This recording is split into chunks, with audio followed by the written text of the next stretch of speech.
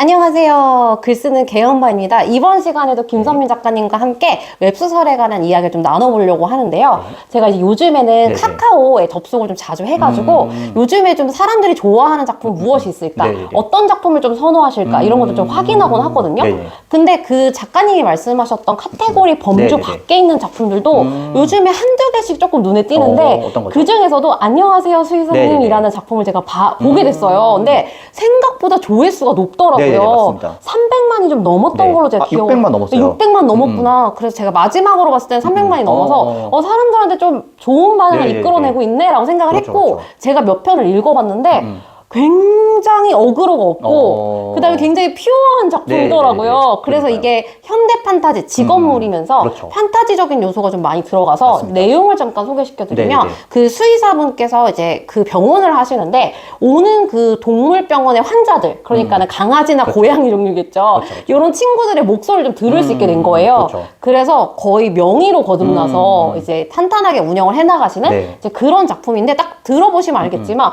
어그로가 끼어들 틈이 네네네, 없는 이제 없습니다. 그런 작품이거든요. 그래서 이 작품을 같이 이야기해보면 네, 좋겠다 좋습니다. 해서 이제 들고 나와봤는데 작가님은 좀 어떠셨어요? 네. 일단은 저도 이걸 지금 작가님께서 말씀해 주셔가지고 네. 사실은 제가 잘 안 보는 종류의 작품이긴 해요. 네. 그러다 보니까 저도 처음 이걸 읽어봤는데 엄청 재밌게 읽었어요.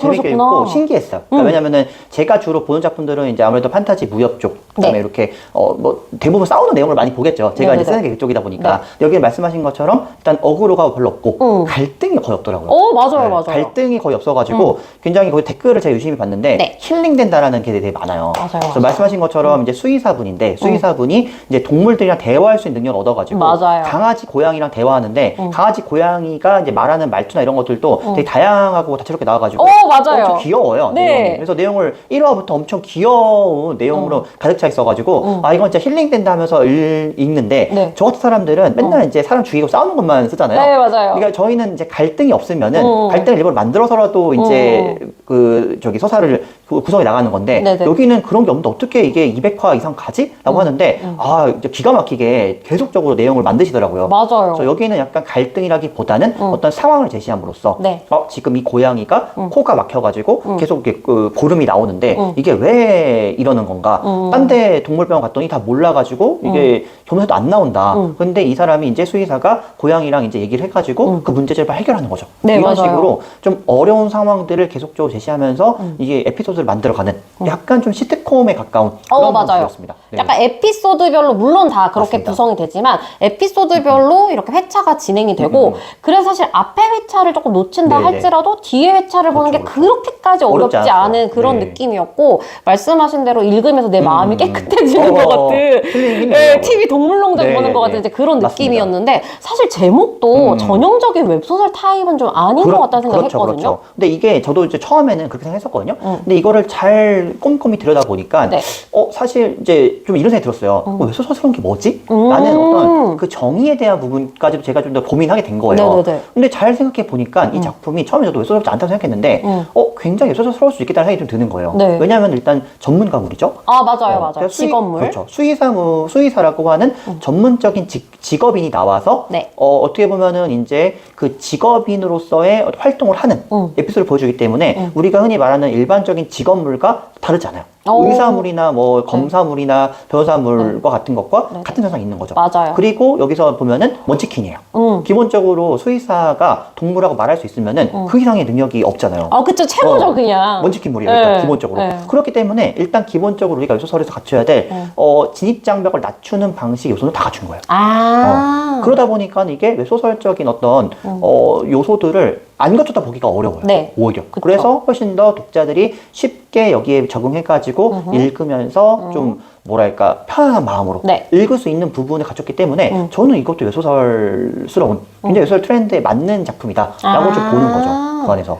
그래서 어느 정도 웹소설의 공식은 따라갔지만 네. 그 안에서 그 작가님의 개성이라든지 그렇죠. 자료조사의 그런 꼼꼼함이라든지 그렇죠, 그렇죠. 이런 것들이 더해져서 새롭게 느껴지는 작품을 쓰셨다라고 그렇죠. 저희가 볼 수 있겠네요. 약간 조금 다른 점은 뭐냐면은 이 아까 말씀드렸던 대로 갈등 구조가 없잖아요. 그래서 약간 빌런이 없어요. 그죠. 그러니까 여기 중간에 나오는 남궁현이라는 인물이 나오는데 그 캐릭터가 사실 제가 쓰는 것 같은 무협이나 판타지에서는 100% 흑막이에요.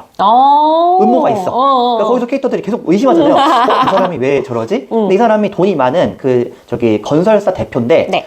자기가 키웠던 강아지를 사랑을 해가지고 강아지가 죽은 뒤에 엄청나게 슬퍼하면서 공감을 하면서 이제 사료를 엄청 사가지고 유기견이죠. 네. 유기견 봉사 단체에다가 막 풀고 나중에 가면은 이제 엄청나게 돈을 많이 들여가지고 막 10층짜리 네. 동물 센터를 만들잖아요. 네네네. 그러니까 이게 사실은 저희가 쓰는 분야에서는 100% 흑막입니다. 야, 그쵸. 왜냐하면 너무 선한 의도를 그렇죠, 가지고 그렇죠. 나오면, 그렇죠. 그 왜 저희도 왜 드라마 같은데 초반에 그렇죠. 너무 착하고 막 너무 예의 바르고 이러면 나중에 그렇죠. 빌런이더라고요. 그렇죠, 그렇죠. 근데 이제 그렇지 않다는 거, 그렇죠. 그런 점이 좀 다른 점인 것 같고요. 근데 저는 좀 뭐에 또 깜짝 놀랐냐면, 사실 저는 이제 반려견을 두 마리 네네네. 키우고 있으니까 그렇죠. 너무나도 손이 갈 수밖에 없는 작품이기도 하고 많이 이해가 가는데, 그렇죠. 사실 절반 이상은 반려견을 안 키우시는 분들이잖아요. 그렇죠, 뭐 그렇죠. 반려묘도 없으시고 다 동물과 같이 사는 건 네네네. 아니니까. 그러다 보니까 그런 일반 독자분들이 이 작품을 재미있어 할 거라고 저는 생각을 안 했거든요. 그렇죠. 근데 조회수라든지 그 선호하시는 느낌을 봤을 때는